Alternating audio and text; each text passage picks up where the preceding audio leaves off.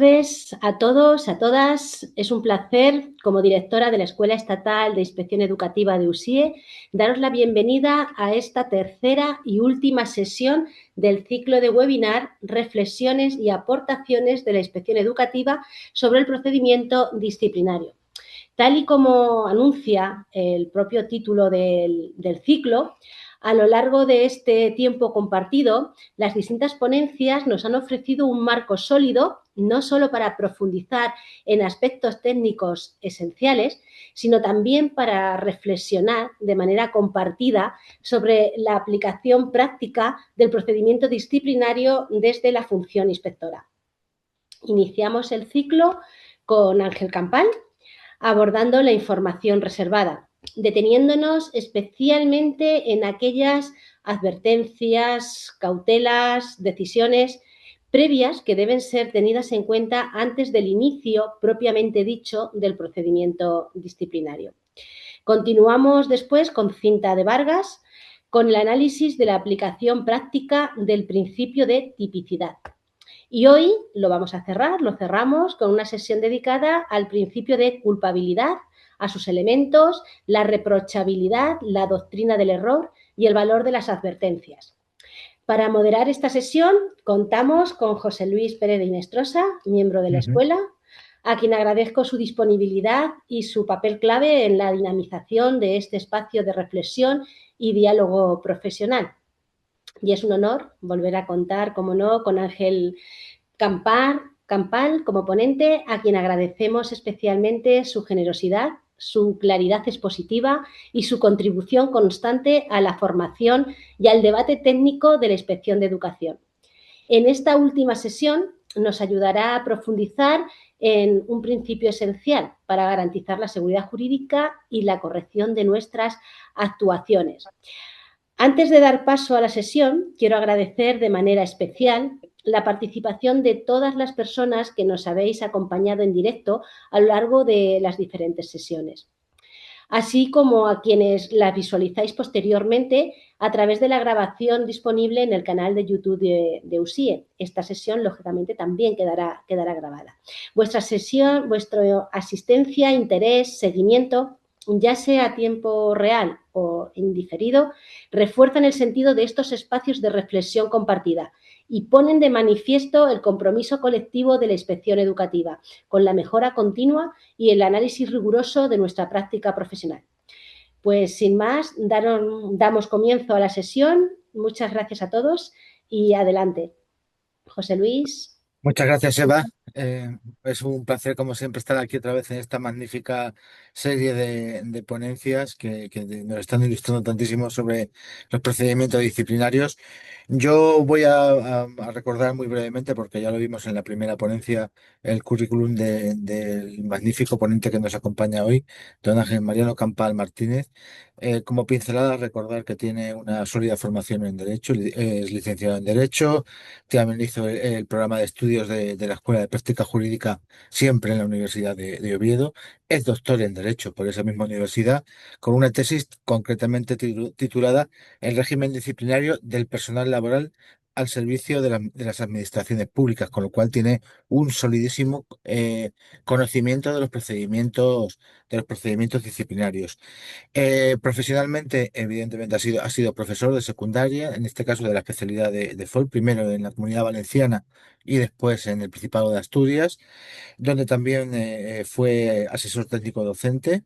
Durante su fase como profesor, pues desempeñó cargos de jefatura de departamento, jefaturas de estudios, y posteriormente en el año 17 se incorporó a la inspección, donde sigue desempeñando sus funciones en la actualidad. Ha sido también profesor tutor de la UNED, profesor asociado de la Universidad de Oviedo, y cuenta con una amplísima un catálogo de publicaciones relacionados fundamentalmente, pues, con la formación y orientación laboral, y también con el mundo del procedimiento disciplinario. No robo más tiempo porque la ponencia va a ser interesante y larga, así que sin más, Ángel, cuando quieras, adelante. Bueno, vamos a compartir la pantalla. Compartir. A ver, se está viendo, ¿no? Sí, Ángel, perfecto. Vale, perfecto, muy bien. Pues nada, muchas gracias Eva y José Luis por esta amable acogida y presentación. Y hacer una pequeña reflexión antes de continuar con esta presentación. Y es partir de que en ella tomo como base que el principio de culpabilidad, como ha dicho el Tribunal Constitucional, es el elemento que marca la frontera de la vindicta con la justicia. De tal manera que en esta exposición, que se divide principalmente en dos grandes bloques, la primera parte de ella hablaré sobre el trato de este principio dentro del derecho administrativo sancionador y disciplinario, con una breve referencia a su evolución histórica, para luego después reflexionar cómo se encuentra en el proceso de construcción a partir de la extrapolación de los principios penales al derecho administrativo, sancionador y disciplinario. Por ello, parece recomendable abordar en primer lugar, y así lo he visto al recopilar todo el material para esta exposición, una primera parte conceptual, a la que se acompañará un estudio de las distintas casuísticas recopiladas de la actividad judicial, que he cogido nada más que algunas de las más esenciales y las más representativas, por no alargar excesivamente la extensión, ¿vale?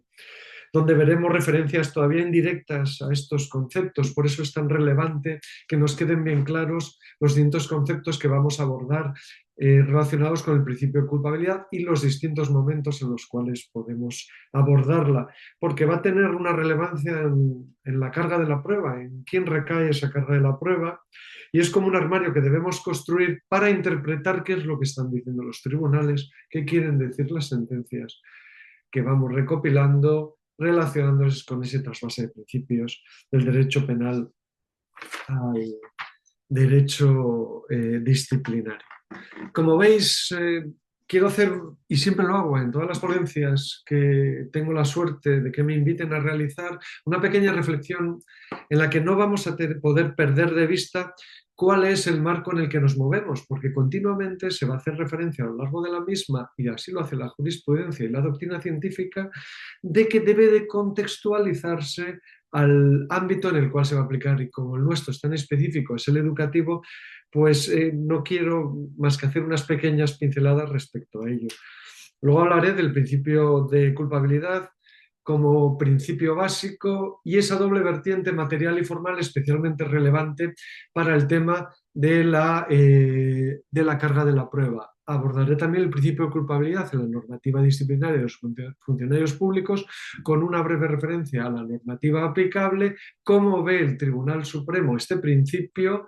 Abordaré el nulla poena sine culpa, entrando ya directamente en el dolo y la culpa, los distintos tipos y cómo la ubicación del momento en el cual abordaremos la existencia o no de ese dolo de culpa, ya sea en el tipo subjetivo o en el principio de culpabilidad, que no deben de confundirse, tendrá un efecto u otro en la carga de la prueba. Recogiendo finalmente, yo creo que para ello es necesario haber abordado todos estos elementos, cómo los tribunales trasladan todo eso de una manera un poco, aunque resumida, para mi entender, deslavazada, con consideraciones finales en la práctica del principio de culpabilidad. Esta parte teórica lleva como consecuencia abordar la casuística en el estudio de ejemplos determinados.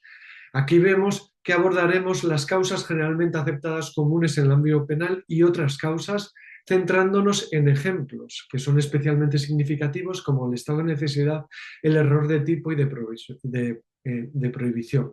También abordaré otras causas comunes en el ámbito penal, que veremos por qué se abordan y en qué está basada dicha aplicación, y casos concretos como la grave enfermedad, esos vacíos y ajustes razonables que parecen exigirnos los tribunales a la administración, que producen bien la anulación de sanciones o bien un atenuante, o incluso una diferencia de trato dependiendo del tipo de conducta reprochable.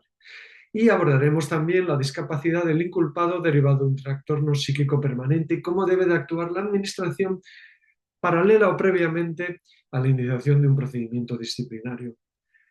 No podemos olvidar cómo la afectación de la imputabilidad viene derivada también con casos concretos, como puede ser el del alcoholismo en tratamiento de situación, y cómo intentan los tribunales que modulemos la intervención las administraciones públicas. Existen otras causas también, como las que vemos reflejadas ahí, que pasaremos a analizarlas para finalmente abordar alguna causa agravante y recoger un elemento que, como novedoso, yo creo que acabará aplicándose en más de una ocasión, que es el de la responsabilidad del supuesto de clemencia por denuncia, con una muy breve reflexión final que deja abierto este debate a la actuación que realicemos en nuestras labores de investigación y de propuesta, porque lo que nos están diciendo los tribunales es que nos han abierto, y la doctrina científica es que nos ha abierto una puerta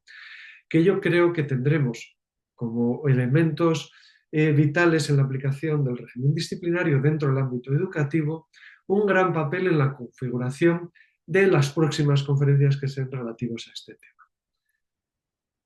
Así pues, debemos partir claramente de una serie de elementos. Lo primero que tenemos que tener en cuenta es la introducción del principio de culpabilidad en el área de las potestades de administración sancionadora, con un elemento muy claro que dice la doctrina, que es extremadamente compleja por la tradición que habíamos tenido de cláusulas de responsabilidad objetiva. Esta introducción, como veremos luego en el artículo 28.1 de la Ley 40/2015, se hace con notoria ambigüedad. Otro elemento que tenemos que tener en cuenta es que no podemos obviar que el derecho penal y el derecho administrativo sancionador existen diferencias importantes y evidentes entre ellos. De tal manera que, como indica Picón-Arranz, a pesar de ellas, no se puede evitar llegar a la conclusión de que no sea la naturaleza jurídica única del ius puniendi estatal, pues siendo importantes algunas diferencias entre ambos tipos de ejercicio, ninguna de ellas afecta a la esencia material de la actividad sancionadora del Estado, que no es otra que la de imponer castigos. De todos modos, una de las principales consecuencias de todo este bagaje será la aplicación de los principios del orden penal al derecho administrativo sancionador, con algunos matices que intentaré exponer a lo largo de esta exposición. El Tribunal Constitucional ha establecido claramente esta consagración sin duda del principio de culpabilidad como principio estructural básico del derecho penal. No existe responsabilidad sin culpa o responsabilidad objetiva. Y por ello ha de recordarse que los principios inspiradores de este orden penal son de aplicación con ciertos matices, vuelvo a insistir, al derecho administrativo sancionador y por ende al disciplinario, dando que ambos son manifestaciones del ordenamiento punitivo del Estado, tal y como refleja la propia Constitución. E insisto, y así lo insiste el Tribunal Constitucional, no se trata por tanto de una aplicación literal, dadas determinadas diferencias entre ambos ius punientes, ¿de acuerdo? Sino con alcance que requiere la finalidad que justifica la previsión constitucional. De nuevo se vuelve a insistir en la finalidad que se busca con este elemento. Aquí quiero hacer un pequeño inciso. El régimen disciplinario, la potestad disciplinaria, no es nada más que un elemento más de la política de recursos humanos dentro de las potestades administrativas, de tal manera que veremos cómo claramente estos dos elementos llegan a analizarse por parte de los tribunales en alguno de los casos que veremos al final, ¿de acuerdo? En todo caso, Sánchez Morón es bastante claro. Dice que la exigencia de responsabilidad en el ilícito administrativo es más flexible que en el derecho penal, pues concurren comúnmente en los sujetos que pueden ser objeto de la sanción un deber de diligencia en el ámbito disciplinario que les impide excusar a veces determinados desconocimientos de la norma. Todo ello lleva, ¿de acuerdo?, a que no pueda sentarse el ejercicio de esta potestad en la ausencia de una certeza plena de los hechos imputados. Y ello porque es plenamente aplicable aquí el principio de presunción de inocencia, de tal manera que la carga de la prueba corresponde, y este es el elemento inicial del que partimos, que luego veremos cómo se modula, en quien acusa, teniendo la administración que ejercita la potestad sancionadora la carga, y esto es un elemento fundamental, de acreditar los hechos sancionados y la culpabilidad integrante de la infracción que se sanciona. Este último elemento es especialmente relevante, sin que nadie esté obligado a probar su propia inocencia. Esto veremos luego que está bastante matizado por los tribunales. Y así nos queda claro que en el ámbito administrativo sancionador corresponde a la Administración esta completa realización del primer proceso de aplicación de la norma, lo que implica la completa realización del denominado silogismo de determinación de la consecuencia jurídica, es decir, constatación de los hechos, interpretación del supuesto de hecho de la norma, subsunción de los hechos en el supuesto de hecho normativo y finalmente determinación de la consecuencia jurídica. El Tribunal Supremo sigue esta línea marcada por el Tribunal Constitucional, de tal manera que ha establecido que la potestad sancionadora de la Administración, en tanto manifestación del ius puniendi del Estado, se rige por los principios del derecho penal, siendo este un principio estructural básico, el de la culpabilidad, incompatible con un régimen de responsabilidad objetiva, es decir, sin culpa. Imputabilidad, dolo y culpa, así son elementos básicos de la infracción, ¿de acuerdo? Y configuran ese elemento culpabilístico definible como juicio personal de reprochabilidad al autor de un hecho típico y antijurídico. Es ese juicio de reprochabilidad el eje central de este principio. Y siempre ha de estar presidido por los elementos de consciencia y voluntariedad. García de Enterría, como veis, y otros autores, veremos luego, insisten en este elemento de consciencia y voluntariedad. Y así veis cómo en la estructura de toda infracción administrativa es elemento principal la culpabilidad, de tal manera que es un requisito imprescindible para la sanción.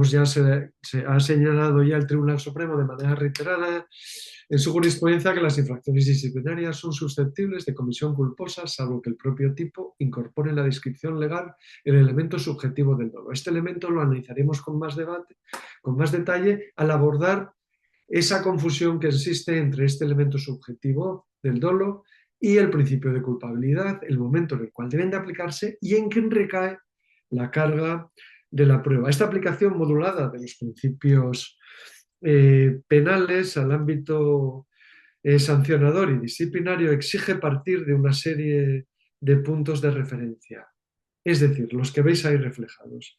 Primero, como ha dicho Lascuarin Sánchez, es opinión dominante que la diferencia entre el delito y la infracción administrativa, entre el ilícito penal y el ilícito administrativo, no es cualitativa, sino cuantitativa.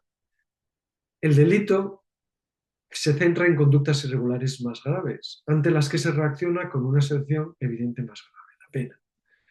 Esta diferenciación cuantitativa nos lleva a formas distintas de administración de las sanciones. Esto es especialmente relevante, porque son más garantistas para las penales y más ágiles para las administrativas, siendo este uno de los topes que veremos en esta modulación. Así, el propio Tribunal Constitucional, el Tribunal Supremo y el Tribunal Europeo de Derechos Humanos hablan de una indiferencia ontológica entre ambos injustos, y esto lleva a que ambos estén abarcados por las mismas garantías básicas, que se tienen muy a mayor extensión dentro del ámbito penal. Y aquí es relevante distinguir, como dice García de Enterría, entre dos grandes bloques de sanciones administrativas. Las sanciones administrativas de protección del orden general. Y por otro lado, las que nos centramos nosotros en esta exposición, las de autoprotección, que incluye la impuesta al empleado público dentro de una relación de sujeción especial con la administración. Entre ellas está la potestad disciplinaria, que es una potestad de supremacía especial. Y ello la diferencia de la potestad punitiva penal, que es característica de la supremacía general. Así pues, avanzando en este campo, llegamos a un elemento fundamental, la definición del derecho administrativo disciplinario, que es una concreción del derecho administrativo sancionador. Así, ha de quedarnos claro que la potestad disciplinaria, y va a marcar, y así lo dice el diccionario panhispánico del español jurídico, que da un elemento, una definición bastante clave, en la que marca un poco las finalidades de esta potestad. Es la potestad de la Administración para imponer sanciones al personal a su servicio y a quienes estén vinculados a ellas por una relación contractual, por la comisión de infracciones disciplinarias que estén previstas como tales en la ley y de acuerdo por un procedimiento legalmente establecido, que se rige por su normativa específica, pero que no impide que tengamos en cuenta los principios de la potestad sancionadora recogidos en la Ley 40/2015. Esta manifestación del ius puniendi por parte de las administraciones públicas constituye una excepción a ese monopolio que se otorgaba al Poder Judicial frente a la imposición de penas y sanciones. Todo ello implica, de nuevo, como dice Gallardo Castillo, en una, yo creo que muy acertada recopilación de los distintos elementos que van a servir de base para el resto de esta exposición. Recoge la jurisprudencia del Tribunal Supremo de tal manera que dice que la jurisprudencia viene afirmando con reiteración que la potestad disciplinaria tiene como finalidad, y este es uno de los elementos que va a modular la aplicación de estos principios, de estas normas del ámbito penal al ámbito disciplinario, para corregir dentro del ámbito administrativo aquellas conductas culpables que, por suponer un ataque significativo a las normas jurídicas, aparecen primero convenientemente tipificadas por el legislador como infracciones de naturaleza administrativa, de tal forma que no toda vulneración de una norma constituye una conducta sancionable, sino solo aquella que por su relevancia han merecido la consideración de tal por el legislador, siendo por otra parte, y este es un elemento imprescindible, que el sujeto activo sea consciente del carácter infraccionario de la conducta que se le imputa, cuando le es exigible un comportamiento distinto. Estos dos últimos elementos son los ejes centrales del resto de las exenciones, del resto de los elementos que van a alimentar la inimputabilidad del funcionario objeto de la medida correctora. Esta definición es reveladora y hacia donde debemos dirigir nuestra mirada a la hora de analizar el principio de culpabilidad. Pues, como indica Delgado Valdez, esta potestad disciplinaria es una prerrogativa del ordenamiento jurídico que concede a los sujetos públicos de forma instrumental. Es fundamental este elemento, para tutelar su propio funcionamiento y organización, así como para garantizar el cumplimiento de sus fines al servicio del interés general. Y aquí vuelvo a insistir y me acojo a esta clara reflexión de Bueno Armijo, de que no podemos olvidar que las medidas disciplinarias pueden tener un profundo impacto en la vida, la reputación y la carrera de los empleados públicos, en tanto pueden suponer una modificación sustancial de la naturaleza de sus funciones y su nivel de responsabilidad, o incluso, ¿por qué no?, un grave impacto en sus medios de subsistencia. En este contexto, hemos de recordar que en una sociedad democrática, como recoge Arévalo Jiménez, las normas y disposiciones legales sobre la educación son fruto, de nuevo, vuelvo a contextualizar todo este análisis. En la educación no podemos olvidar de que no somos abogados, sino que somos inspectores de educación, ¿de acuerdo? Aunque a veces parece que nos exija ese nivel de conocimiento de la norma y aplicación de la norma jurídica.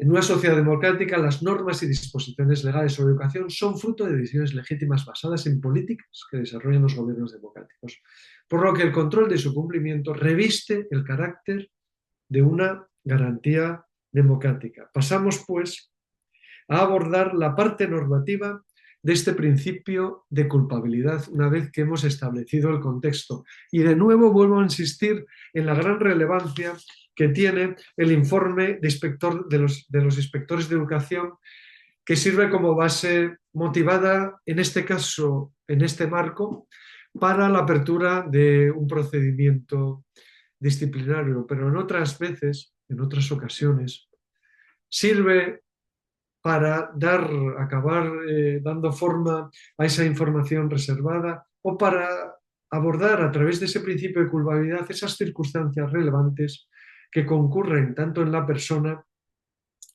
como en los responsables y en esos hechos en el marco de las actuaciones de la información, previa.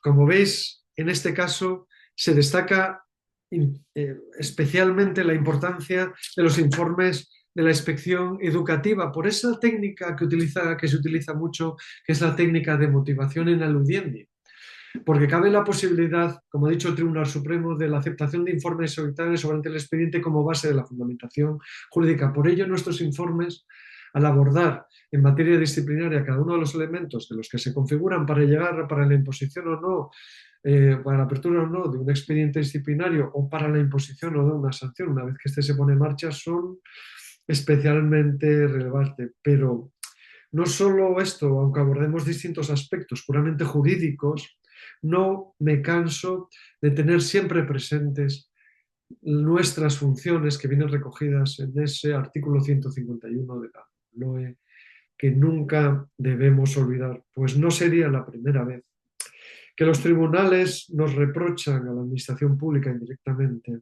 aquellos que hemos intervenido en las distintas fases, ya sea en la información reservada, en el informe previo o en la información reservada, información previa o en la propuesta de la resolución del expediente disciplinario, la diligencia a la hora de abrir o sancionar en estos expedientes. En resumen, como indica Arévalo Jiménez del estudio de la función de control de la inspección educativa, podemos concluir que sirve a potestades administrativas de restablecimiento de la legalidad y de aseguramiento de los intereses generales. Entramos, pues, al estudio en profundidad de este principio de culpabilidad como principio básico, que si bien no viene recogido en la Constitución, el Tribunal Constitucional ha dicho que la Constitución lo consagra sin duda el principio de culpabilidad como principio estructural básico tanto del derecho penal como del derecho administrativo sancionador. Lo vincula al artículo 24 en esas garantías procedimentales y en el 25 con el principio de legalidad. ¿De acuerdo? Consagra sin duda la Constitución este principio de culpabilidad como principio estructural básico del derecho penal. La jurisprudencia del Tribunal Supremo ha establecido claramente en esta línea del Tribunal Constitucional que la potestad sancionadora de la Administración, en tanto que manifestación del ius poniente del Estado, se rige por los principios del derecho penal, siendo uno de estos principios estructurales básicos el de culpabilidad. Recogiendo algo que hay veces que parece, y así lo dice la doctrina, obviarse con determinados tipos recogidos en las distintas leyes estatales y autonómicas, pero sobre todo en las leyes de función pública autonómicas, con tipos que parecen bordear un poco la responsabilidad objetiva sin culpa por la mera realización de los hechos, como veremos en algún caso. Tenemos de ser muy prudentes en este campo. Y así pasamos ahora a abordar la doble vertiente del principio de culpabilidad, esa vertiente material y la formal. La vertiente material se divide en dos grupos, en lo que sería el principio de imputación objetiva o subjetiva o responsabilidad penal, y el principio de responsabilidad con culpa o no responsabilidad objetiva. El primero de ellos se basa en que no es constitucionalmente legítimo un derecho penal de autor, es decir, penas en atención a la personalidad del reo y según su culpabilidad sobre la comisión de los hechos. Hay veces que uno se pregunta si esto realmente se lo cree el legislador, debiendo recaer esta en el responsable de tal infracción. Se realiza en un momento, y esto es fundamental, y lo veréis reflejado en casos concretos, en un momento previo al del análisis de la culpabilidad e incluso de la tipicidad, ¿vale? Y está fundamentado en la finalidad preventiva y retributiva de sanciones y penas. Y por otro lado, ese principio de responsabilidad con culpa o no responsabilidad objetiva, que es además de exigir la presencia de dolo o imprudencia, conlleva también la necesidad de determinar la autoría de la acción o de la omisión sancionable, debiendo de huirse de la imposición de sanciones por el mero resultado de que se den los hechos que vienen recogidos en el tipo. Como dice Picón Arranz, la responsabilidad sancionadora es subjetiva, personal y por los hechos. En cuanto a la vertiente formal o procedimental, el Tribunal Constitucional la vincula con el principio de presunción de inocencia.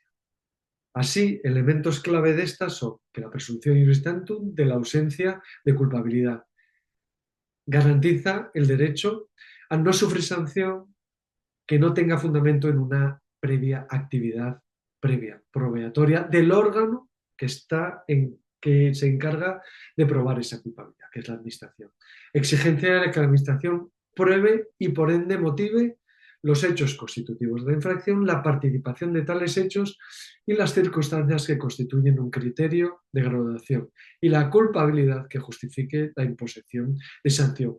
A medida que vamos avanzando en la exposición, vamos metiendo nuevos elementos vinculados con este principio de culpabilidad. De tal manera que, como reconoce el Tribunal Constitucional en esa sentencia clave 76-1990, el derecho a la presunción de inocencia comporta que la sanción está basada en actos o medios probatorios de cargo o incriminatorios de la conducta reprochada, que la carga de la prueba corresponde a quien acusa, sin que nadie esté obligado, de nuevo insisto, a probar su propia inocencia y que cualquier insuficiencia en el resultado de las pruebas practicadas, libremente valorado por el órgano sancionador, debe traducirse de manera indefectible en un pronunciamiento absolutorio. Esto siempre es así. Esto siempre es así, es una pregunta que yo me hago. Como principio general, sí.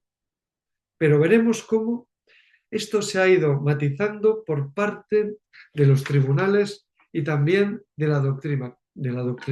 En cuanto al ámbito normativo, ya es conocido probablemente por todos los asistentes a esta conferencia, de tal manera que, como veis, recojo en un esquema muy rápido los principios de la potestad disciplinaria del artículo 94.2 del texto refundido, ya publicados en el 2007 y vueltos a refundir en el 2015, y los previstos en la Ley 40/2015 de las potestades sancionadoras, que también serán extensibles al ejercicio de la potestad disciplinaria de las administraciones públicas. Y ahí veis subrayado el principio de culpabilidad en cada uno de los preceptos de dichas normas. Lo que procede ahora es, pues, analizar cada uno de estos dos preceptos. Como veis, el Estatuto Básico del Empleado Público recoge el artículo 94.2, que la potestad disciplinaria se ejercerá de acuerdo, entre otros, con el principio de culpabilidad. Vamos a matizar ahora cómo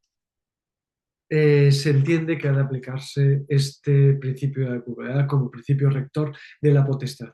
Exige primero la presencia de un elemento subjetivo, que es lo que hemos abordado antes. Así que se recoge también, como prevé el artículo 28.1, la presencia del dolo o culpa. Vemos también que a lo largo de este texto, entre los criterios de proporcionalidad, de acuerdo, para el alcance de la sanción, se establece también el grado de intencional y el descuido de negligencia, entre otros. Y aquí llego también a este elemento del mero descuido, simple inobservancia o negligencia en el cumplimiento de sus obligaciones, que sirve para exigirles responsabilidad disciplinaria. Pongo como ejemplo, y es el que mencionaba anteriormente, algún tipo previsto como falta leve en alguna de las leyes de función pública. Sin embargo, este tipo de sanciones parecía haber quedado felizmente suprimida tras la desafortunada y confusa expresión de la responsabilidad a título de simple inobservancia, que estaba prevista en el artículo 131 y que ya no aparece, como veis, en la redacción del artículo 28.1 de la Ley 40/2015. Así lo reconocen los tribunales. De tal manera que la concurrencia de grados superiores de intencionalidad permite agravar la sanción, como veremos en algún caso.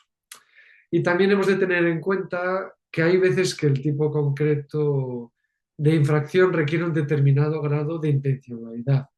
No es habitual que esto suceda, por lo que las infracciones en cuestión podrían cometerse por negligencia, incluso con la presencia de mayores grados de culpabilidad, que serviría para aplicar sanciones más graves.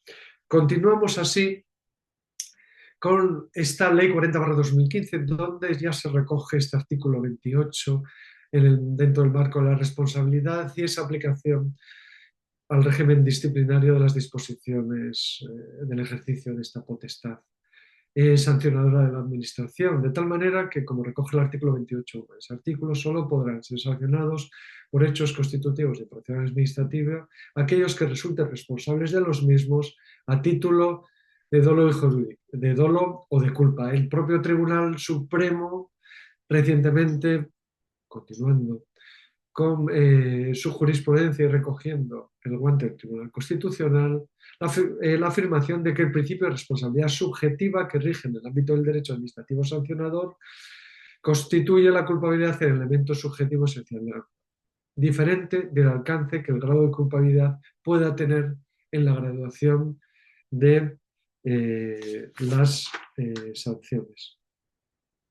Continuamos ahora de nuevo con otro de los principios que vienen recogidos en la Ley 40/2015, que de igual manera que hemos visto en el Estatuto Básico del Empleado Público, también en la graduación de las sanciones, en ese principio de proporcionalidad que se vincula con ese principio de culpabilidad, también el grado de culpabilidad puede determinar la graduación de las sanciones. Y aquí ya apunto un elemento que yo considero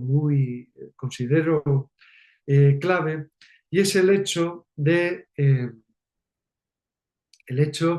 que la culpabilidad admite un amplio grado de graduación y de efectos. Este puede ser dentro de los límites de la propia ley, pero puede ser incluso por debajo del límite inferior, ¿de acuerdo? Cuando aplicamos el principio de proporcionalidad establecido en la Ley 40/2015, con un elemento muy clave, de forma análoga a cómo operan las circunstancias eximentes, incompletas, atenuantes y agravantes. Este es un adelanto de lo que veremos reflejado de manera más específica incluso en alguna norma autonómica. Y no quiero dejar de olvidar un elemento especialmente relevante, que es el referido a la responsabilidad patrimonial. Porque de nuevo la presencia del dolo, la culpa y la negligencia determinan la posibilidad de la exigencia de esta responsabilidad por parte de los administrados. Y para esta exigencia y para su cuantificación también de nuevo se determina por el grado de culpabilidad. Y asimismo esa repercusión sobre el empleado público también vendrá determinada cuando se haya producido por dolo, culpa o negligencia grave del empleado público. Este proceso de transmisión entre el ius puriendi del Estado en la vía penal al derecho administrativo sancionador lo vais a ver claramente reflejado y recogido en alguna norma autonómica. Yo he traído aquí como ejemplo la ley de la potestad sancionadora de la Administración Pública del País Vasco, que en la misma manera que hace la ley 40/2015 establece extensivo los principios que recoge de esta potestad a la potestad disciplinaria, expresando claramente, de manera resumida, en el artículo 3 sobre culpabilidad, que no hay sanción sin dolo o culpa. Esta aproximación la veremos de forma más clara en una serie de preceptos de esta misma norma que iré encajando a lo largo de la exposición. La siguiente pregunta que tenemos que hacernos claramente es cómo define el Tribunal Supremo el principio de culpabilidad. En la misma línea que hemos visto en la doctrina, el Tribunal Supremo ha entendido lo que debe entenderse por culpabilidad, como el juicio personal de reprochabilidad, dirigido al autor por acción o omisión de un hecho típico y antijurídico. Ello implica y requiere, y esto es muy importante, que el autor sea causa de la acción o omisión que se supone la causa ilícita, a título de autor cómplice o encubridor, pero que sea también imputable, sin que concurran circunstancias que alteren su capacidad de obrar, veremos algunas de ellas, y que sea culpable, esto es, que haya actuado con conciencia y voluntariedad, esos elementos que habíamos reflejado anteriormente, bien a título intencional, bien a título culposo. Este principio de responsabilidad culporal es definido bajo el aforismo antes utilizado de nulla poena sine culpa, ¿vale? Resultando es mismo que actúa culpablemente el que con arreglo al ordenamiento jurídico pudo proceder de otra manera o como lo hizo, es decir, que pudo abstenerse de realizar acción típicamente antijurídica. Este es un elemento, una pregunta que debemos de hacerlo. La persona que es objeto de nuestro informe, del expediente disciplinado, ¿pudo actuar, pudo proceder de otra manera? Esta es una pregunta que tenemos que hacernos. Estos conceptos de reprochabilidad e imputabilidad son esenciales en la aplicación de este principio. Pero antes debemos de abordar otros elementos clave en esa introducción de la responsabilidad del principio de culpabilidad centrado en los conceptos de dolo o culpa. Para hacer más asequibles estos conceptos he acudido a la definición que da la doctrina de ello, de tal manera que el dolo sería la comisión voluntaria o intencionada del ilícito.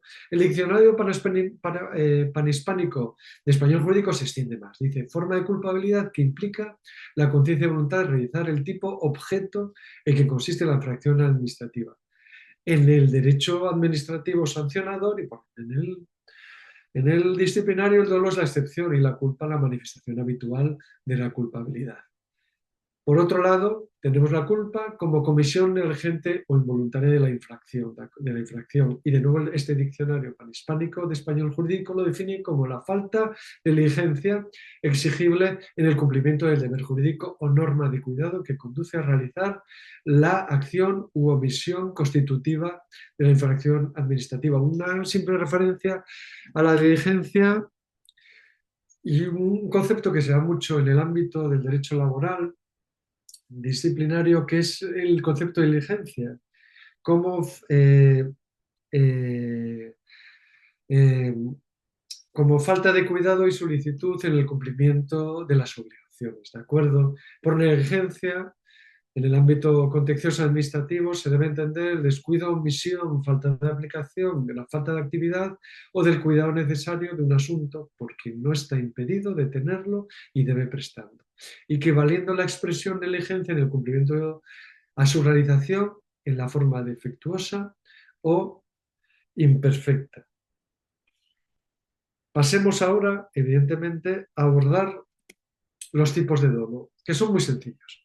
Tenemos un dolo indirecto y un dolo eventual. Si esa voluntad va dirigida directamente al hecho típico, de acuerdo al objetivo que se busca, o bien que se obtiene como una posibilidad eventual. Puede ser en primer grado si hay una intención o propósito, intención o finalidad del sujeto al actuar dirigida precisamente a realizar la parte objetiva del tipo.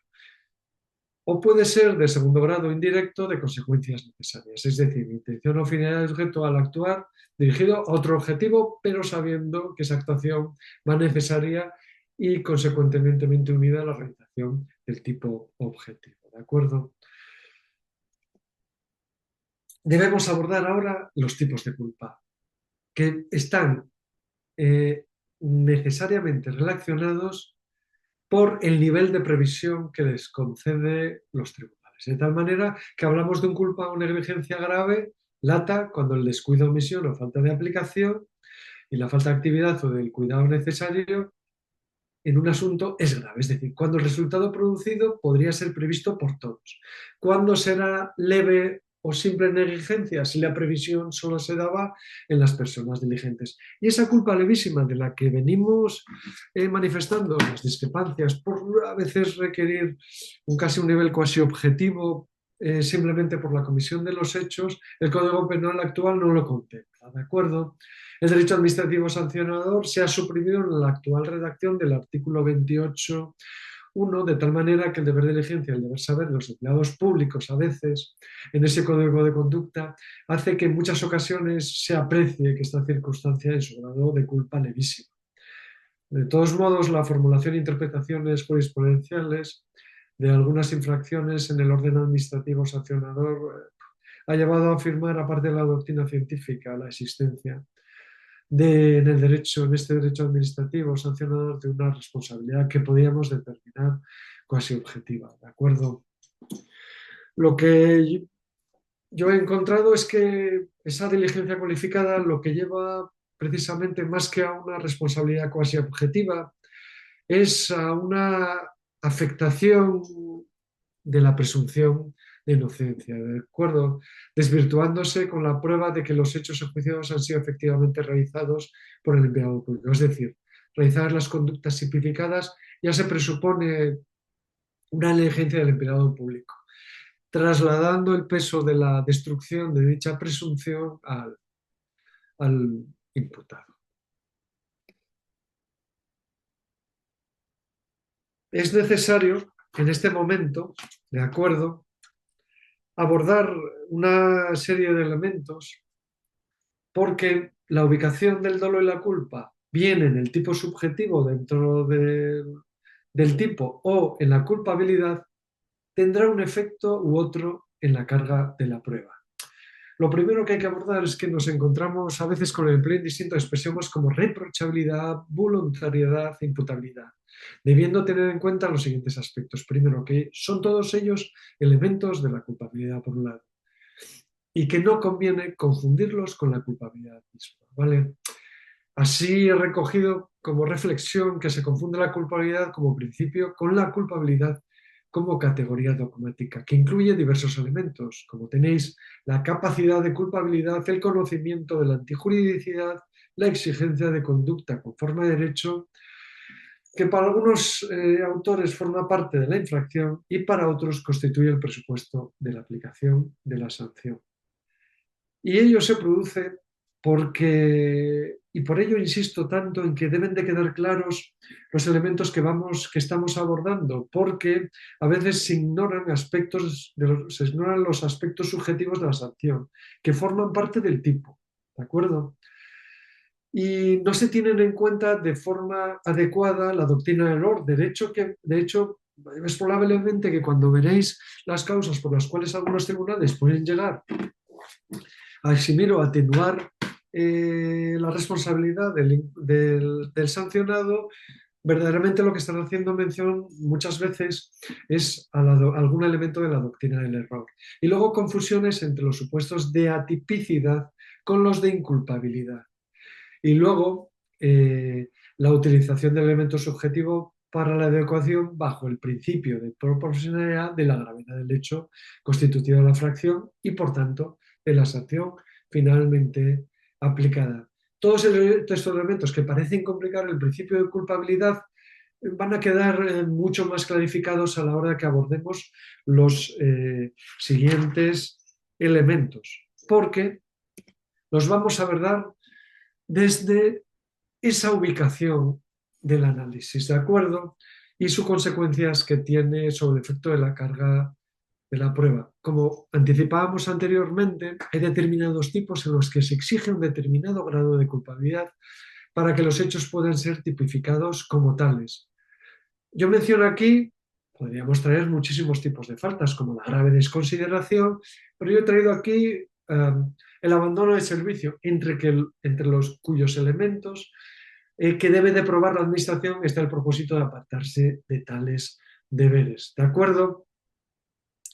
De hecho, como veis, habla de una concomitante y voluntario desentendimiento unilateral por parte del empleado público de sus deberes de actividad profesional. Está claro, como dice Gallardo Castillo aquí, que la carga de la prueba corresponde a la administración, que ha de probar los hechos que configuran el aspecto objetivo de la infracción y los elementos subjetivos del tipo por la aplicación del principio de presunción de inocencia.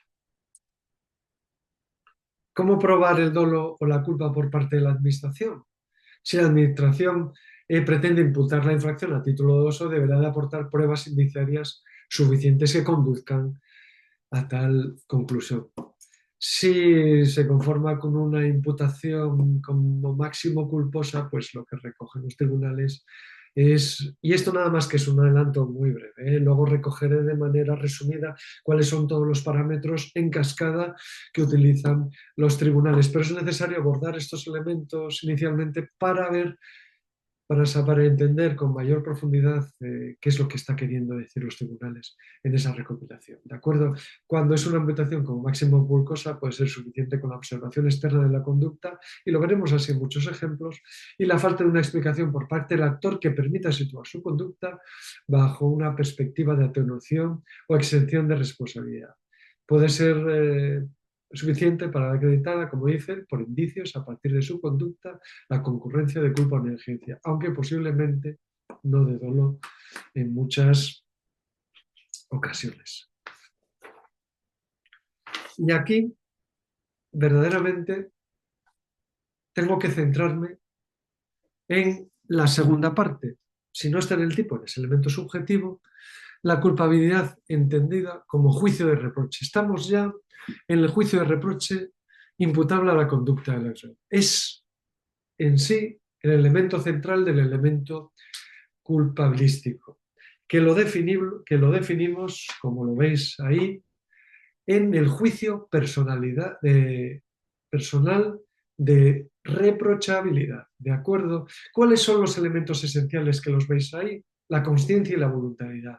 Los hechos acreditativos pueden revelar un proceder no meramente negligente, y así se reconoce en muchas sentencias. Así pues, ¿cuáles son los presupuestos de esta segunda parte de la culpabilidad, entendido como juicio de reproche imputable a la conducta del acusado? ¿Cuáles son esos presupuestos? Pues son los que veis recogidos en este punto, de tal manera que el primero de ellos es que no existe responsabilidad sin culpa o responsabilidad objetiva en el ius poniendi y en la potestad sancionadora. Y ello conlleva la necesidad de determinar la autoría de la acción o de la omisión sancionable como primer elemento. Y un principio complementario configurado como una garantía constitucional en lo sustantivo y en lo procesal es el de la presunción de que toda persona, presunción de inocencia, de que toda persona acusada de una infracción es inocente mientras no se demuestre lo contrario. Pero ya ahondando en el principio de culpabilidad está el concepto de imputabilidad, que es la capacidad de actuar culpablemente. Esta es una pregunta que debemos hacernos. La persona sobre la que estamos haciendo el informe, la investigación, la información previa, o sobre la cual estamos actuando dentro del marco del expediente disciplinario, ¿tiene capacidad para actuar culpablemente? Porque la imputabilidad es la capacidad psíquica de ser culpable.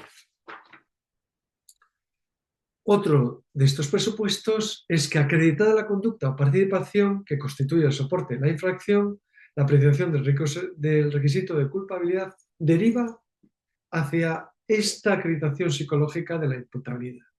Y dicha imputabilidad es de aceptar, y esto es muy importante, mientras no conste ningún hecho o circunstancia con entidad bastante para eliminarla.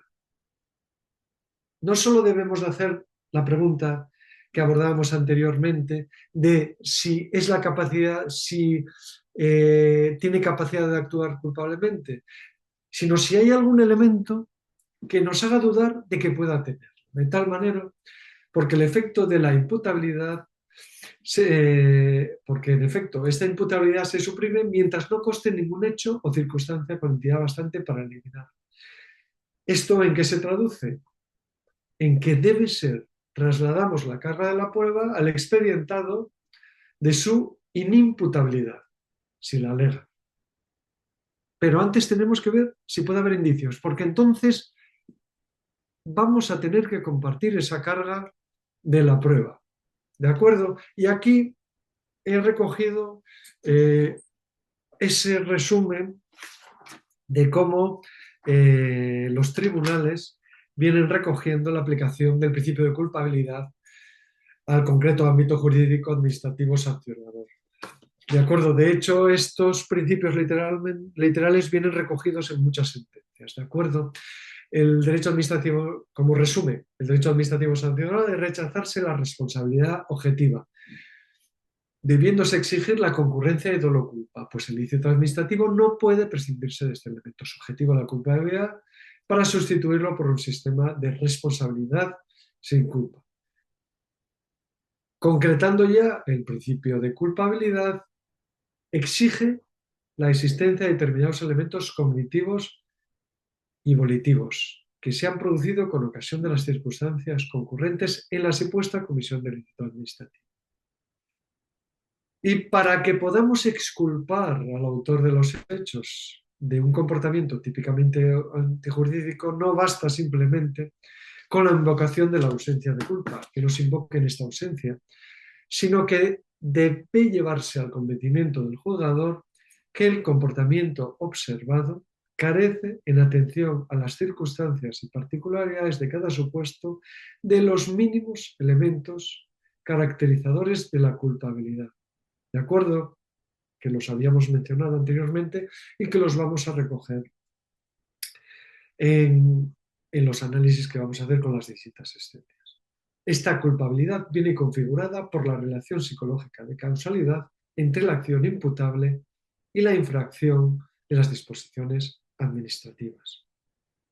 Para que pueda reprocharse a la persona la existencia de culpabilidad, tiene que acreditarse que este sujeto, y esto es fundamental, puede haber actuado de manera distinta a como lo hizo, lo que exige valorar las circunstancias concretas del caso. Y llegados a este punto, simplemente recoger que el Tribunal Supremo ha determinado esta doble vertiente de la culpabilidad como elemento imprescindible de toda infracción disciplinaria y como elemento necesario para ponderar la entidad y gravedad de las conductas, moderando así la graduación de la sanción. Ese elemento imprescindible de toda infracción disciplinaria viene recogido, como habíamos visto, en esa primera parte y luego posteriormente en esa imputabilidad. Por lo tanto, llegado a este punto, vamos a abordar ahora, vamos a ver si podemos abordar este nudo gordiano esperando cortarlo de manera convincente a través del análisis de las causas de exclusión o de atenuación de la culpabilidad. En este punto recojo aquí la reflexión hecha por Juan Especes de que la doctrina jurisprudencial se limita a proclamar insistentemente que los principios del proceso penal, como lo hemos dicho anteriormente, son aplicables al procedimiento sancionador y ahí lo deja, surgiendo una serie de dudas en la aplicabilidad en las que yo creo verdaderamente que nuestro papel tan relevante a lo largo de las distintas fases previas al procedimiento administrativo, al procedimiento disciplinario y en la propia aplicación del procedimiento disciplinario, esas dudas sobre la aplicabilidad, por ejemplo, como las eximentes del Código Penal y las inclusiones que hace alguna normativa autonómica específicamente sobre su aplicación al régimen disciplinario. Yo creo que tenemos un papel especialmente relevante para su aplicación y hemos de tener en cuenta aquí que, por un lado, para ello, la regulación del régimen disciplinario en la función pública es verdaderamente insuficiente y así lo vamos a ver, cómo los tribunales lo vienen manifestando reiteradamente en las últimas sentencias que voy a incluir aquí. Tanto en la prevención de conductas de los empleados públicos derivadas relacionadas con el estado de salud mental, como en la sanción cuando se han producido conductas irregulares que están tipificadas en las normas sancionadoras, ¿de acuerdo? Y así pues, el derecho administrativo sancionador se puede excluir a veces el nexo causal del sujeto con acción típica, y veis unos ejemplos, o porque no existe imputabilidad, o porque no existe culpabilidad. Aquí simplemente menciono algunos agentes. Y si vamos a tomar como referencia los principios y reglas del derecho penal, al que frecuentemente acudimos en la aplicación del régimen disciplinario, veremos cómo pueden darse muchas de las causas que nos pueden llevar a la inculpabilidad, a la exculpación, a la posibilidad de la atenuación de la sanción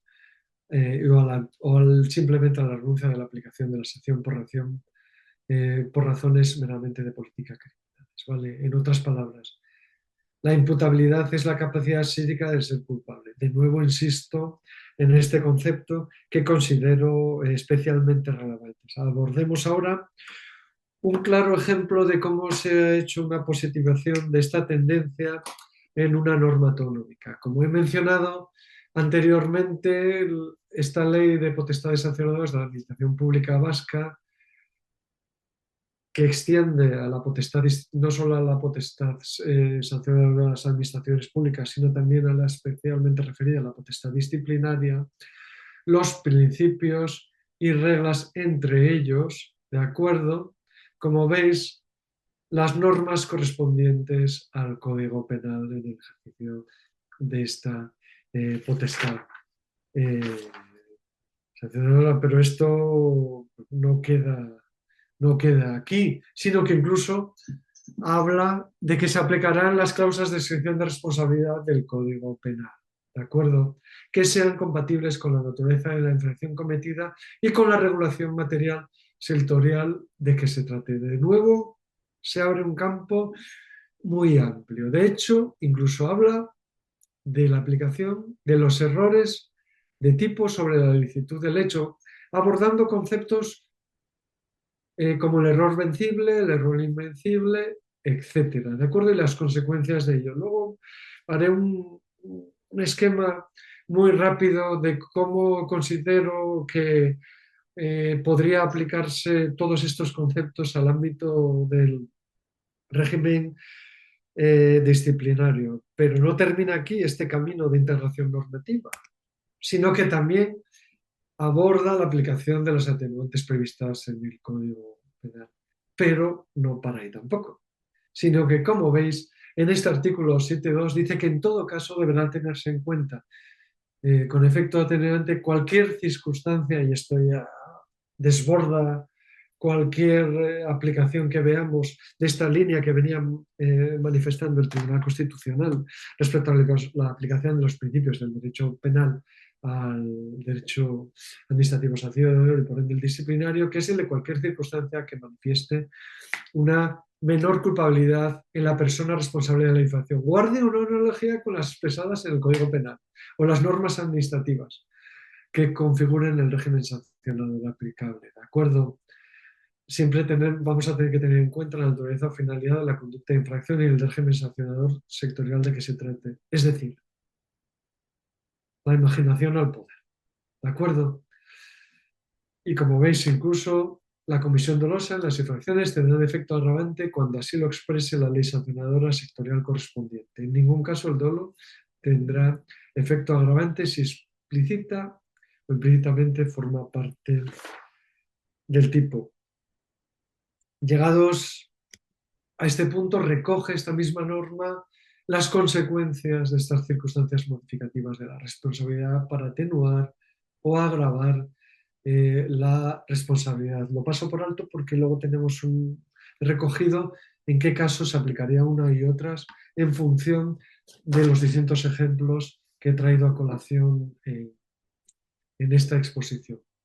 Queda, por tanto, así abordar cuáles son las causas generalmente aceptadas y comunes en el ámbito penal y aceptadas por la doctrina y los tribunales. He cogido algunas y de ellas he expuesto, para no hacer más larga aún todavía esta exposición, los ejemplos más claros. Pues habla del estado de necesidad exculpante, el caso fortuito de fuerza mayor, el error de prohibición y el error de tipo. Y así lo recoge León Acosta. Sánchez Morón aborda también la confianza legítima derivada de una actuación positiva de la Administración, el error de hecho invencible y la interpretación razonable. De estos recogeré algún que otro ejemplo ya abordado por los tribunales, ¿de acuerdo? ¿Y cuáles son también las causas del ámbito penal? Las que veis reflejadas ahí, de las cuales alguna de ellas sí que incorporaré, más bien como atenuante, porque de exención es muy difícil que de inimputabilidad es muy difícil que las recojan los tribunales, pero en algún caso también encontrar. Y ya también las circunstancias atenuantes que recoge el artículo 21 del Código Penal, que como veis son muchas. Recordad que ese artículo de la ley del País Vasco incluso hablaba de que hubiese una emergencia del poder, que podríamos ir incluso más allá de las aquí recogidas. ¿De acuerdo? Por falta material de tiempo, he optado por abordar alguna de ellas a modo de ejemplo y empezamos primero por una de las que yo considero especialmente relevantes, que es el estado de necesidad. ¿De acuerdo? ¿Qué configura el estado de necesidad en nuestro ordenamiento jurídico? Es una situación en la que, y así lo define el Tribunal Supremo, en la que existe el peligro de un quebranto grave para determinado bien. Es decir, que solo puede ser evitado mediante el sacrificio de otros bienes jurídicos ajenos. Tratándose, por tanto, y este es el elemento clave, de una situación de conflicto entre bienes en la que se estima conforme a derecho la lesión de uno de ellos en beneficio eh, del en beneficio de otro. ¿Cuáles son las circunstancias que tenemos que tener en cuenta para apreciarlo? Las que ven recogidas en el artículo 25 del Código Penal. ¿Para qué vamos a ir más allá? Que el mal causado no sea mayor que el que se trata de evitar y que la situación de necesidad no haya sido provocada intencionadamente por el sujeto y finalmente que el necesitado no tenga por su oficio o cargo obligación de sacrificarse. Si queréis, podemos ver ahora un ejemplo claro en el cual el recurrente, en este caso, bueno, el sancionado, el empleado público sancionado, intentó aplicar este concepto y los tribunales le añadían a los anteriores el requisito adicional para la concurrencia del estado de necesidad de que la gente carezca de otro medio viable o menos perjudicial para hacer frente al mal grave inminente, no apreciando evidentemente la concurrencia del mismo. Voy a abordar ahora un segundo caso en el que se aborda la insuficiencia probatoria del sancionado disciplinariamente, pues como dice, para que en su caso pudiera haber sido estimada tal estado de necesidad, tendría el recurrente que haberlo probado. Como veis aquí claramente, eh, se traslada la carga de la prueba al inculpado y en este sí que recoge recoge unos elementos que yo considero especialmente relevantes en este tratado de la carga de la prueba. Pasamos ahora a analizar uno de los campos que a mí me han resultado, la verdad, más esclarecedores e interesantes, que son el error de tipo y el error de prohibición. Lo primero que tenemos que preguntarnos es, ¿serían aplicables este tipo de errores al ámbito de sancionador de la administración y por ende al ámbito disciplinario? El Tribunal Constitucional no plantea ninguna duda a esta aplicación, de tal forma que lo que queda por determinar ahora, primero es una definición de aproximación a estos dos conceptos para luego entrar en cada una de las tipologías, la definición y tipología de cada una de ellas. Y yo aquí he optado por coger pues una de los miembros del tribunal de mi tesis doctoral, Gallardo Castillo, que lo deja muy claro este elemento. Ya que lo que se trata aquí de abordar es el caso de una situación de ignorancia o de creencia errónea o equivocada de que se haya el sujeto que comete una acción antijurídica, ¿de acuerdo? Y como bien menciona ella, quien obra por error no lo hace con malicia. Y la pregunta que tenemos que hacernos y que se hace ella es, ¿y con culpa?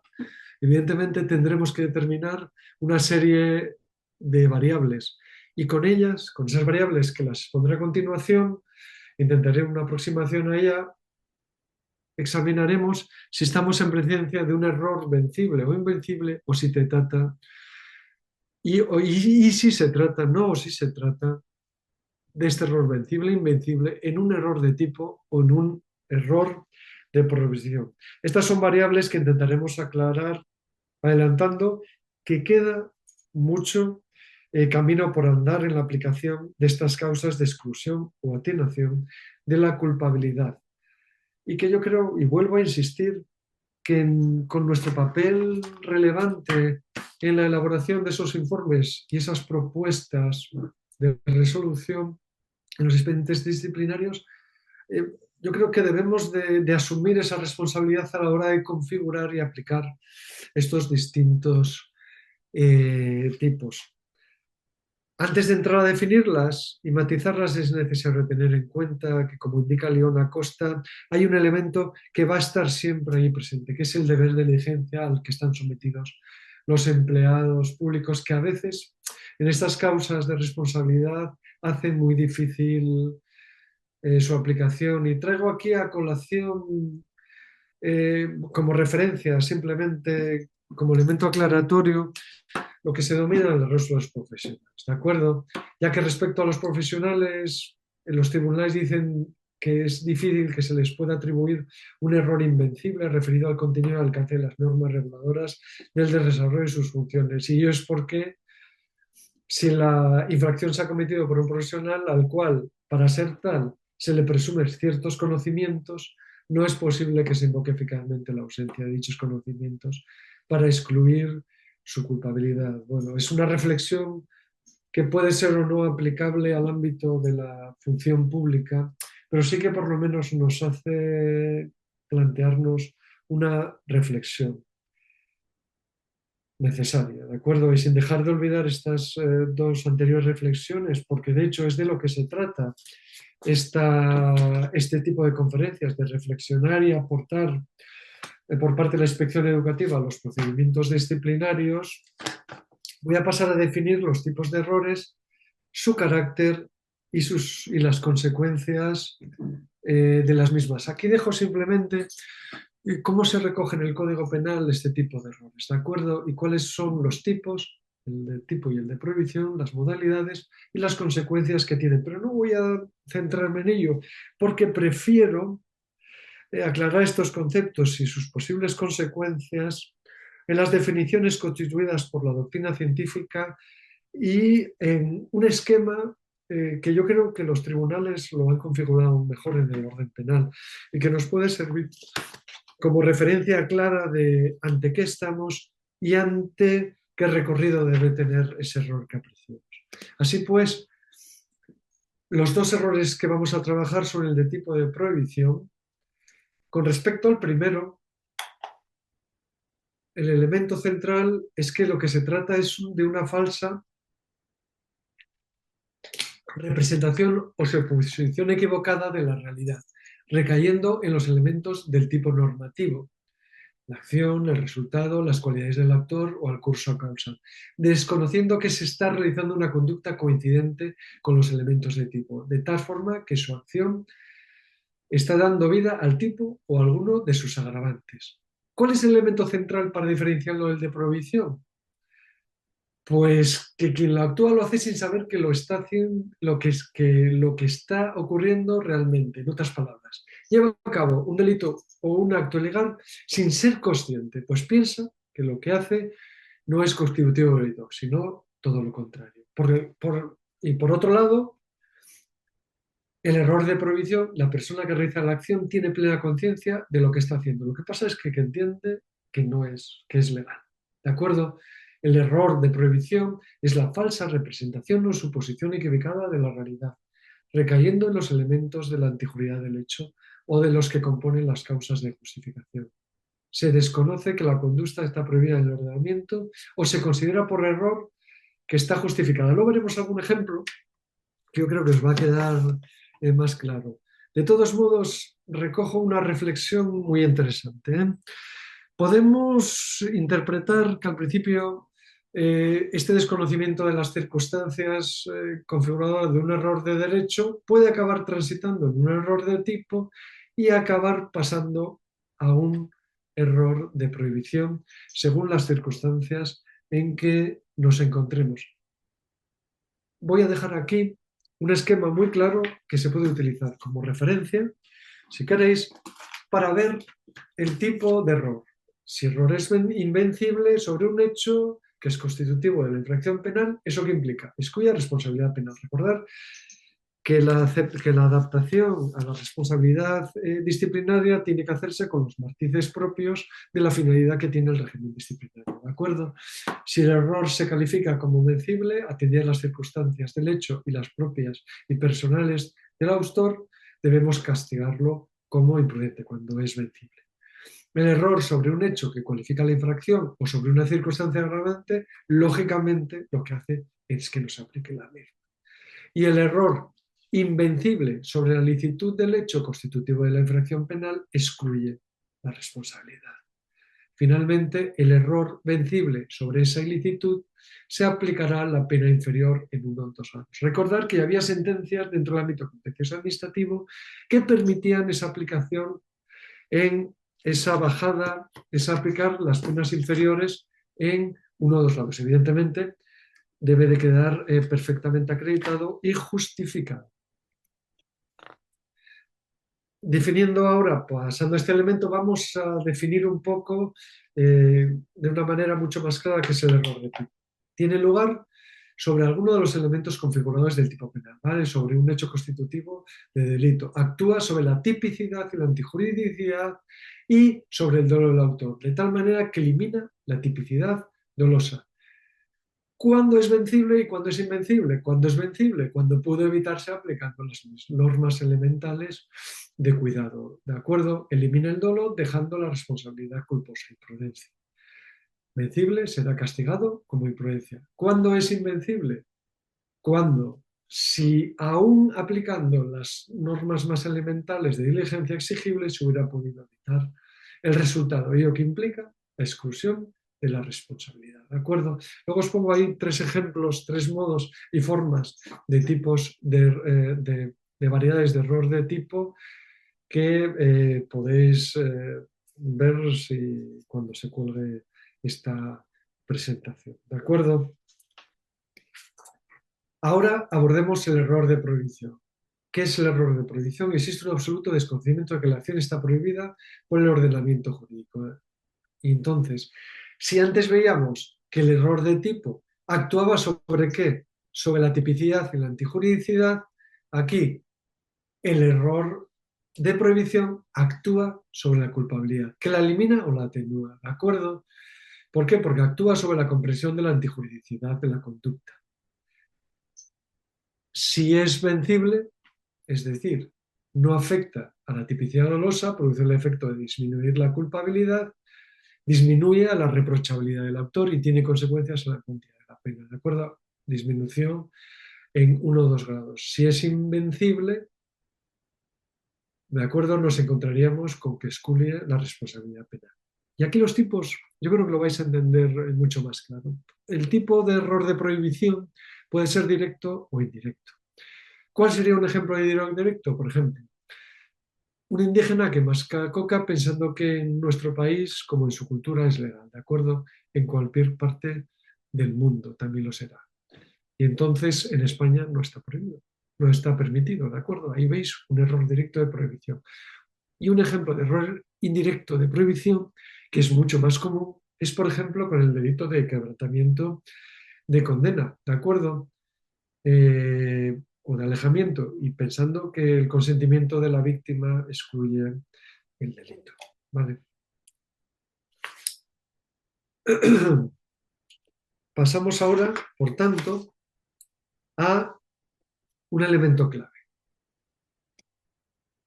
Las pruebas de las causas de exclusión de culpabilidad. Recordamos, inicialmente, la carga del elemento subjetivo de la culpa recae sobre la administración, así como el elemento de la culpabilidad. Si no apreciamos ninguna causa de eximente, ninguna causa de atenuación, ¿de acuerdo? En este caso, al centrarnos en el error, ¿en quién recae la prueba del error? Pues en quien lo alega. ¿De acuerdo? Y es la parte recurrente, en este caso la parte del alegante, la que correspondería haber acreditado que dicha omisión se justificaba por alguna causa de exclusión de la culpabilidad. ¿De acuerdo? El error debe de probarse tanto, como lo veis ahí abajo indicado, en su existencia como en su carácter invencible. y tenemos que hacerlo, tiene que hacerse mediante afirmaciones que lo contengan o lo evidencien y debe acudirse en la medida de lo posible a indicadores objetivos, ¿de acuerdo? Acudiendo siempre con la prudencia esa que nos exige nuestro ejercicio a la hora de evaluar la prueba presentada. En las siguientes 3 diapositivas he recogido los criterios judiciales recogidos por el Tribunal Supremo para apreciar tal error de prohibición y su dimensión a modo de ejemplo, recordando que esta aplicación ha de adaptarse y modularse para el ámbito disciplinario. ¿De acuerdo? Entonces, ahí tenéis. ¿De acuerdo? Bueno, primero recordar en la diapositiva anterior que la prueba de error ha de mostrarse indubitada y palpablemente y ha de quedar apreciado el error acreditado suficientemente, ¿de acuerdo? ¿Y cuáles son el error de provisión los elementos que determina? Yo me detengo nada más que en algo. Por ejemplo, cuando el sujeto actúa creyendo que su consentimiento es adecuado o derecho, el mismo no le es personalmente reprochable, aunque sea antijurídico, ¿vale? La sospecha, ahora sin embargo, si sospecha de que el actuar es o puede ser antijurídico, la duda ya excluye el error, ¿eh? Y no cabe invocar el error cuando se utilizan vías de hecho desautorizadas por el ordenamiento jurídico, ¿vale? Que todo el mundo aprecia y que a todos consta que están prohibidas. Otro ejemplo, una vez que hemos visto si concurre o no error, lo que dicen los tribunales es que es preciso apreciar si es vencible o invencible. Y en ello vamos a tener que estar a las circunstancias objetivas del hecho y a las subjetivas del autor, ¿de acuerdo? De nuevo, debemos incurrir en el análisis de las condiciones psicológicas y en las circunstancias culturales del infractor, que son especialmente relevantes para los tribunales, y la consideración de las condiciones del sujeto en relación con las del que podría haber sido un hombre medio, combinando así los criterios subjetivo y objetivo.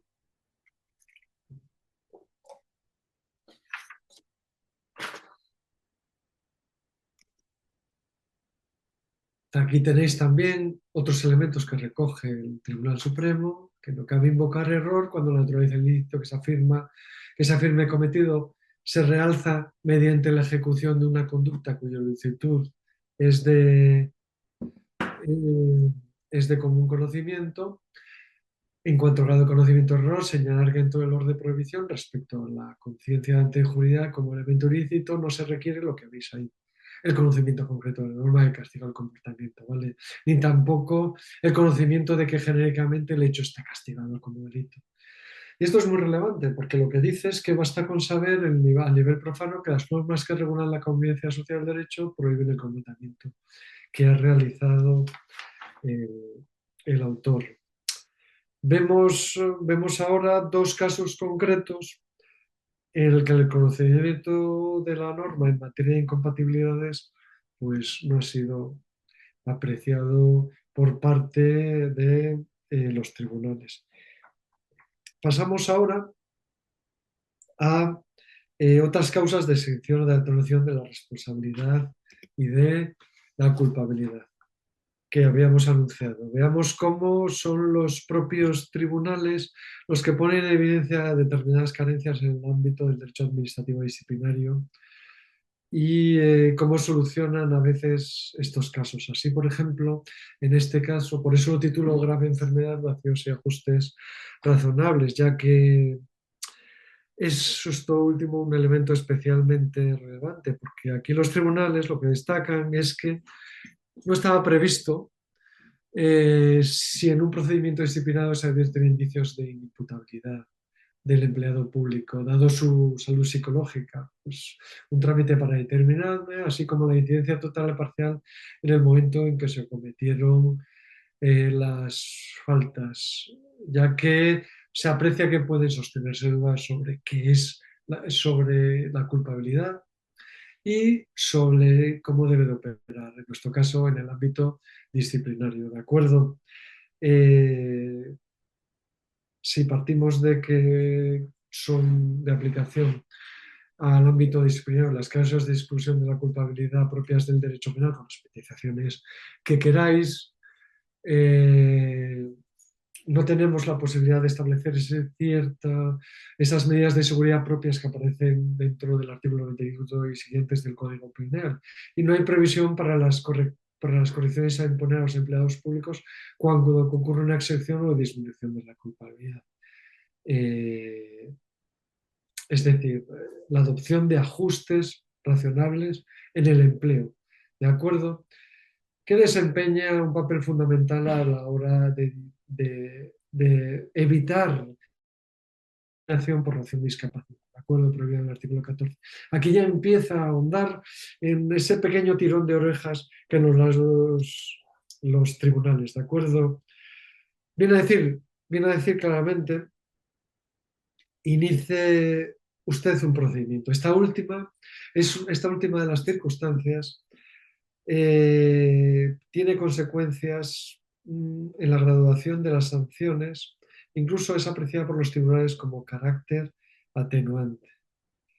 De tal manera que la actuación, aquí cuando hay evidencia por parte de la Administración en algún momento del procedimiento en que puedan darse estas circunstancias, bien porque sean alegadas o bien porque de las actuaciones o de los informes o de las aclaraciones recogidas se aprecien, ya la Administración ya no queda exenta de participar, de actuar, no solo desde el punto de vista disciplinario, también desde el punto de vista del resto de las políticas de recursos humanos, en materia de prevención de riesgos laborales, adaptación del puesto de dado, ajustes racionales en el empleo. De hecho, así nos lo menciona en este caso. En ocasiones tiene como consecuencia sobre la graduación de las sanciones, ¿de acuerdo?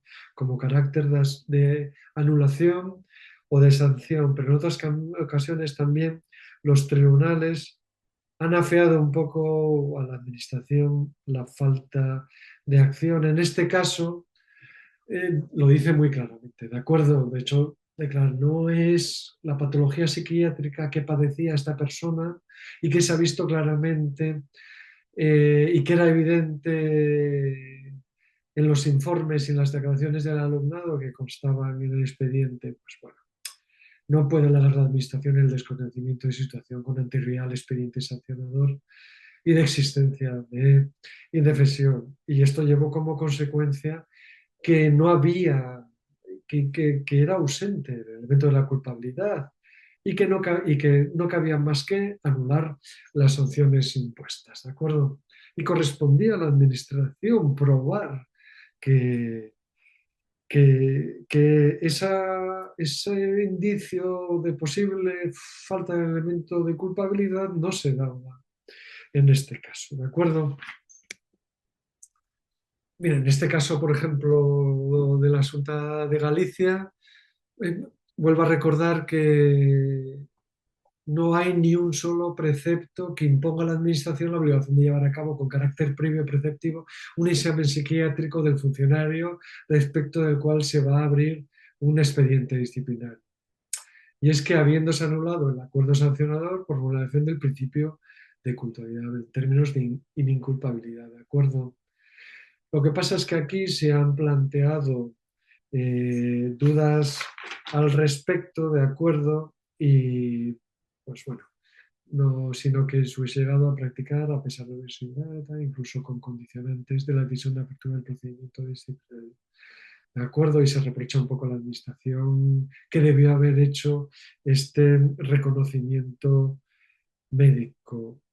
En otras circunstancias, como vais a ver ahora, lo que se aplica es como atenuante, ¿vale? Un ejemplo que podéis ver ahora es el trastorno depresivo acreditado por diversos informes médicos y las circunstancias personales que fueron apreciadas en este caso por la Administración, lo que llevó en aplicación del principio de proporcionalidad a que finalmente se rebajase la sanción. También tenemos, en el caso de este trastorno mental por ideas, severo por ideas relevantes, el sancionado estaba ya aquejado de su trastorno mental severo con ideas delirantes. Ahora el tribunal lo que aprecia es que tales procedimientos no comportan inexorablemente una apreciación de eh, inimputabilidad, ¿de acuerdo? En este caso, si es factible tener en cuenta ese trastorno a los solos efectos de atemperar la gravedad de la sanción de la suspensión impuesta. Otro ejemplo es el caso del trastorno bipolar, en que se recogen los elementos que deben de tener esas conclusiones médicas legales y en este caso, pues el grado de imputabilidad se ve sensiblemente disminuido en función de la gravedad de la enfermedad psíquica que le quejaba y que fue determinante de la inexistencia al desempeño de su función. Uno de los últimos ejemplos que debemos de abordar aquí es el hecho de que esa circunstancia que se alega sirva de manera diferente según el tipo de infracción de que se trate. ¿De acuerdo? En este caso, ese trastorno de personalidad de tipo delirante que pudo ocasionar una distorsión de la apreciación de la realidad lo diferencia para los dos tipos de sanciones, de tal manera que cuando habla de los incumplimientos del trabajo, de faltas de asistencia, incumplimiento de horario, desatención de orden o conductas impropias, en este caso sí que se mantiene la inimputabilidad.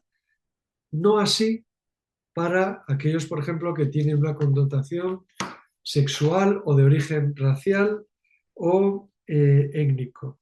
Y ahora, una vez que hemos determinado todo esto, yo creo que es especialmente relevante en esta misma línea la siguiente sentencia, porque lo que plantea es si la discapacidad de un culpable derivada de un trastorno psíquico permanente afecta a la distribución de la carga y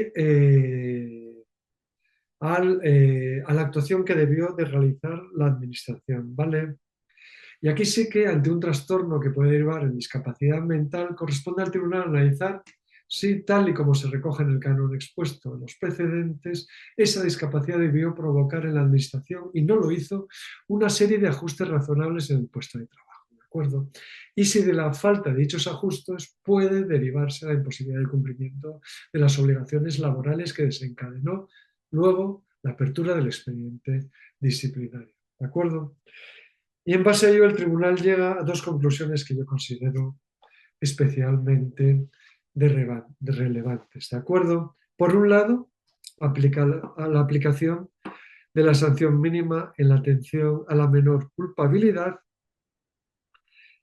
y esa culpabilidad y esa distinta y ese límite en la graduación que lo baja incluso por debajo del límite inferior. Recordando que aquí la falta de actuación por parte de la administración fue también determinante en esa disminución del grado de culpabilidad y en esa bajada incluso por debajo del límite inferior en base a ese principio de proporcionalidad de la Ley 40 barra 2015 da pues un amplio margen de maniobra en la aplicación de la sanción, incluso por debajo de los límites inferiores determinados por la norma. En otras ocasiones no aprecia ni una ni otra, como es el caso, por ejemplo, el de la afectación de la imputabilidad por alcoholismo en tratamiento de deshabituación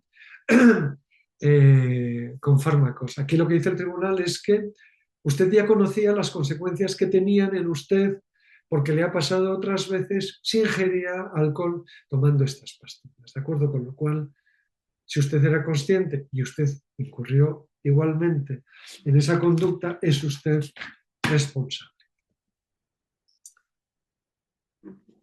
Un ejemplo de no exclusión también de la culpabilidad es la intención de devolverlo y posterior reembolso. ¿Y por qué?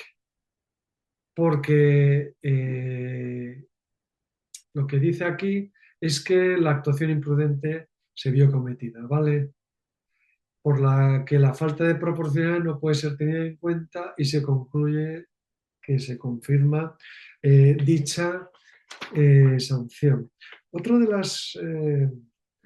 de las dudas que yo siempre he tenido y que he visto resueltas a través de la oportunidad que me han dado en USIE de preparar esta conferencia es la relativa a las dudas interpretativas y la complejidad de las mismas y los criterios interpretativos, ¿de acuerdo? Igualmente razonables que se pueden dar en la interpretación de una norma, de una orden, etcétera, ¿de acuerdo? Y el Tribunal Supremo y los tribunales, bueno, los tribunales han reconocido es que no puede considerarse constitutiva de infracción una acción o omisión que, aunque materialmente típica, porque se ha cometido, obedece a una interpretación razonable de la norma que la administración actuante entiende vulnerada por parte del, del sancionado, y así el Tribunal Supremo lo viene recogiendo, ¿de acuerdo? Que si cabe una interpretación, si la actuación viene derivada por parte del sancionado de una interpretación jurídica razonable, no podemos vincularlo con el principio de culpabilidad. En la misma línea tenemos cuando abordamos como causa relativa el conocimiento y autorización táctica. Y así la actualización de tal situación de conocimiento, consentimiento, autorización de la potestad de viene improcedente al faltar el elemento subjetivo imprescindible de la actuación, que viene impuesta por la necesaria concurrencia del principio de la culpabilidad del infractor. Un ejemplo muy claro que pasó así por alto es el deber de residencia y luego el de llegar tarde porque llega tarde desde esa residencia que no se encuentra dentro del municipio cuando se le ha autorizado tácitamente a vivir, a residir fuera del municipio. Y luego resulta que llega tarde en una de las circunstancias y se le quiere imponer una sanción disciplinaria por ello. En todo caso, ello no quiere decir que no existe reprochabilidad disciplinaria por revertir el carácter de la habitualidad de la conducta, pues como indica el Tribunal Supremo,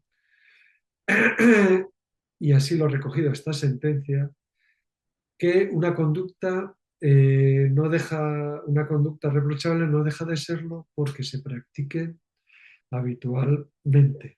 Con distinto final, tenemos este caso que he recogido de las ausencias del puesto de trabajo que se hubiesen producido con ánimo de cumplir. Aquí en este caso, eh, el marco en el cual el empleado público se encontraba era un marco completamente disruptivo, con quejas en materia de prevención de riesgos laborales, bajas, por condiciones de trabajo inadecuadas, etcétera. Y claro, en estas altas, bajas y situaciones, pues dejó de acudir al puesto de trabajo sin estar de baja, ¿de acuerdo? Y el tribunal lo que aprecia es, mira, la verdad es que no faltó al trabajo con la intención de faltar, sino que fue más bien de huida de un entorno que le estaba mermando su salud. Por lo tanto, no se aprecia que ocurriese el elemento subjetivo de la comisión de la infracción, ¿de acuerdo? Y por lo tanto anula la, la sanción aplicada, ¿de acuerdo? Se anula también la sanción en en el caso que vemos ahora de la discapacidad del culpado derivado de un trastorno psíquico permanente, ¿de acuerdo? Porque encima la administración no hizo los ajustes razonables, lo pudo ver, no lo apreció, ni siquiera intentó destruir ese elemento que quedaba acreditado por la actuación de los distintos informes y declaraciones del alumno. ¿Y qué llevó? Pues si usted no hizo los ajustes razonables, no tomó la diligencia debida y no adoptó las medidas adecuadas, pues bueno, eso llevó a lo que llevó, ¿de acuerdo?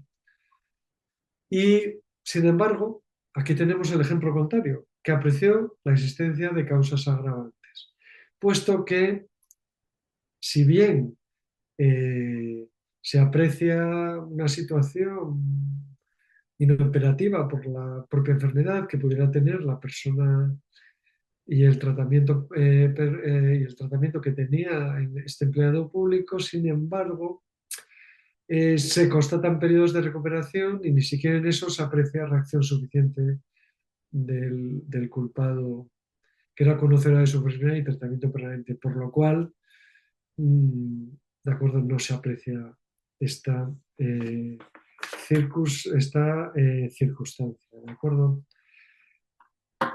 También la última de las circunstancias que recojo en este tránsito rápido y de ejemplos que, que evidencian que ya se aplica dentro del derecho sancionador y del derecho disciplinario en las circunstancias que hemos mencionado anteriormente. Quiero meter una circunstancia nueva que me llamó poderosamente la atención y que pues yo no he tenido el placer de aplicar ni de conocer directamente, que es el del supuesto de clemencia por denuncia y la vinculación con la responsabilidad. Como dice Sánchez Morón, pues parece una fórmula que puede facilitar a la administración el conocimiento prueba de infracciones difíciles de demostrar. La tenemos recogida en el artículo 62.4 de la Ley 39/2015 en los procedimientos iniciados por denuncia cuando el denunciante haya participado en la comisión de una infracción de esa naturaleza y existan otros infractores, ¿vale? El órgano competente para resolver el procedimiento debe eximir al denunciante de esta, de la sanción pecuniaria, que no es el caso, o de otra no pecuniaria, ¿vale? Cuando se den una serie de elementos. En caso de que no se dieran esos elementos, pues evidentemente la consecuencia que tiene es la de reducir la sanción, ¿de acuerdo? En ambos casos establece como necesario que el denunciante cese en la participación de la infracción y no haya destruido los elementos de prueba relacionados con el objeto de denuncia. ¿Está previsto esto en una ley, alguna ley de función pública? Pues sí, está previsto en el artículo 78H, lo pongo nada más que como ejemplo de la ley de función pública valenciana, abordando tanto la excepción como la reducción de la sanción. ¿De acuerdo? Eh,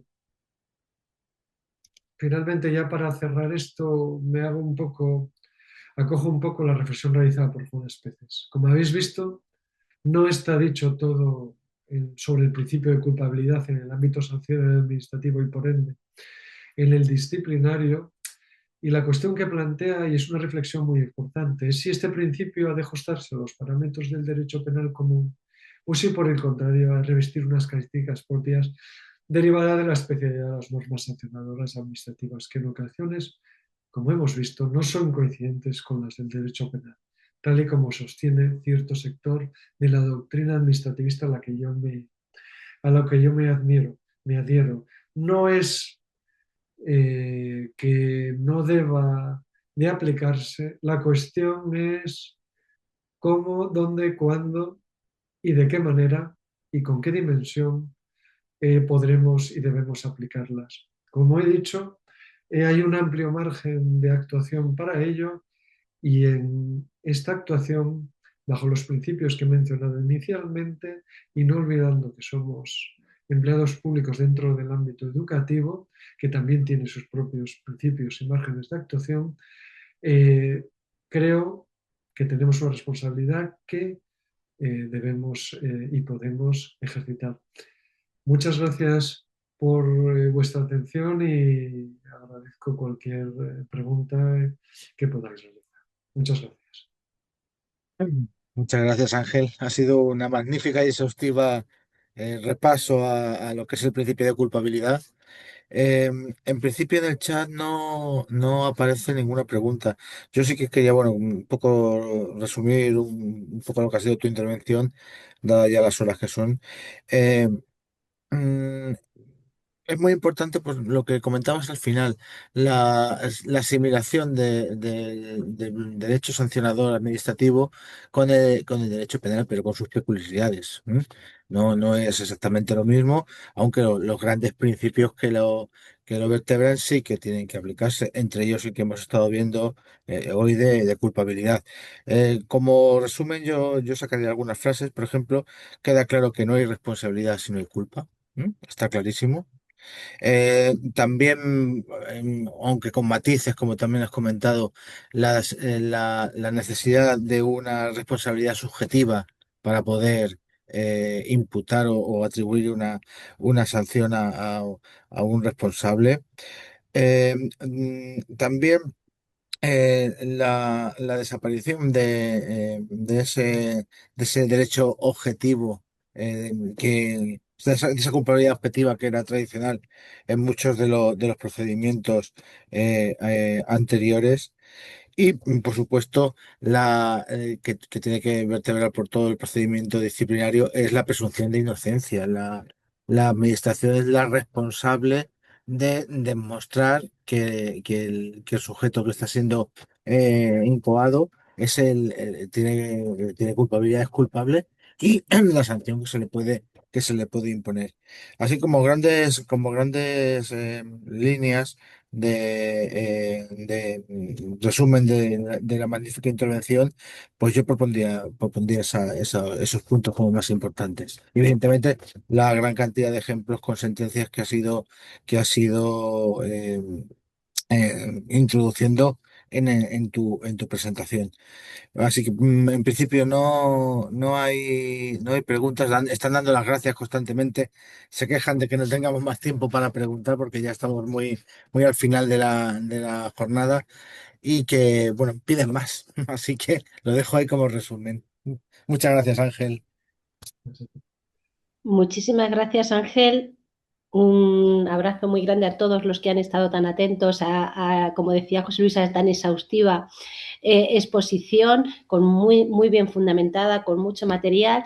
Muchísimas gracias. Damos por cerrado con esta exposición magistral el ciclo de webinar sobre reflexiones sobre procedimiento disciplinario en la inspección de educación, inspección educativa, y nos vemos en las grabaciones para poder seguir indagando y poder seguir reflexionando sobre tantos temas como nos ha dejado Ángel hoy sobre la mesa. Felices fiestas a todos y gracias por confiar en la formación de USIE y en la Escuela Estatal de Inspección Educativa. Hasta la siguiente. Hasta luego.